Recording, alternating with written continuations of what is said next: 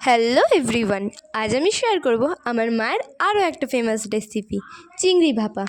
প্রথমে চিংড়িটাকে নুন হলুদ দিয়ে ভালোভাবে মাখিয়ে আর আমাদের বাঙালিদের ফেমাস চোখে জল আনা ঝাঁঝে সর্ষের তেল দিতে হবে।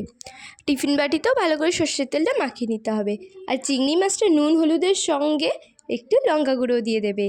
আর টিফিন বাটিতে কালো জিরে চিনি দিয়ে ভালোভাবে ওটা রেখে দেবে।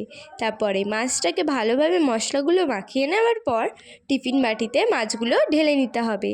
তারপর দিয়ে দিতে হবে আমাদের ফেমাস মশলা সর্ষে পোস্ত বাটা। তারপরে টিফিন বাটিতে দিয়ে দেওয়ার পর চিংড়ি মাছটার ওপর দিয়ে দিতে হবে কাঁচা লঙ্কা, যাতে কাঁচা লঙ্কার ফ্লেভারটা ভালোভাবে আসে। সেই সর্ষে আর পোস্ত বাটার মশলাটাও এর ওপর দিয়ে দিতে হবে। তারপর একটু জলের মধ্যে ফোটাতে দিয়ে দিতে হবে 30-20 মিনিট মতো। তারপর নামিয়ে নিলেই রেডি চিংড়ি ভাপা। বাড়িতে কিন্তু ট্রাই করো, হেভি টেস্টি হয়। টাটা।